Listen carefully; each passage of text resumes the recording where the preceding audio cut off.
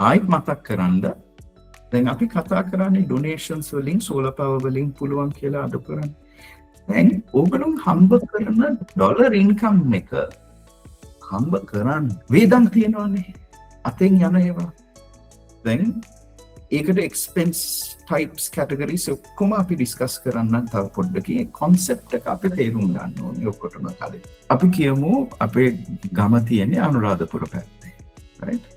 but ඒ පැත්තේ connection මදි. ඒක නිසා ස්ටාර්ලින්ක් එකක් ගත්තා වැඩවලට විතරක්.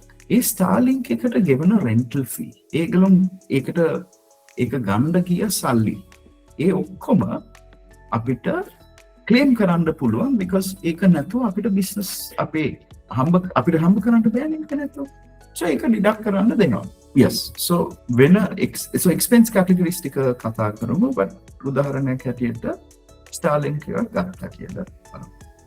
දැන් තව ගොඩාක් විශේෂ දෙයක් තියෙනවා. දැන් ඔගොල්ලෝ කියවනේ මේ ඩීල් එකෙන් තමයි අර කොන්ට්‍රැක්ට් එකයි ඒ ටික වෙන්නේ.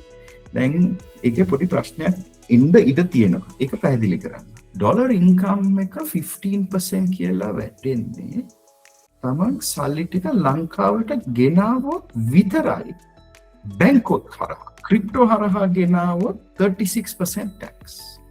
okay 36% maximum rate normal රුපියල් හම්බ කරා වගේ රේට් එක එන්නේ. so foreign income හම්බ කරාම බැංකුව හරහා ගෙනාවම විතරයි reduced rate of 15% in. yes so ආයි මතක් කරන්න පළවෙනි ලක්ෂ 18 tax free. ඊළඟ ලක්ෂ 10 100% රේට් එකේ ගන්නේ. ඊළඟ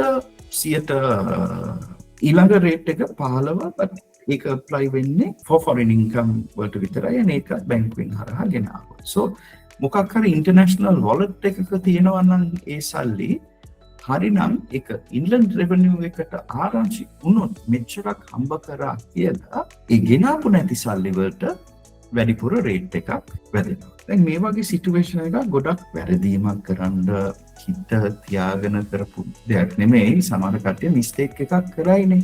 right? අපි නෑ මම ඩොලර්ස් 4000ක් හම්බ කරනවා මාසෙකට බත් 3000 ගේන්නේ.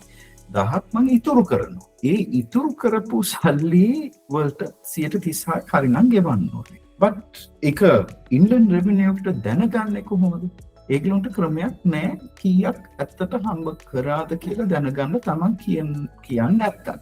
ඒගොල්ලන්ට පවර්ස් තියෙනවා කම්පියුටර් එකත් උස්සලා හොයන්න. but ඒක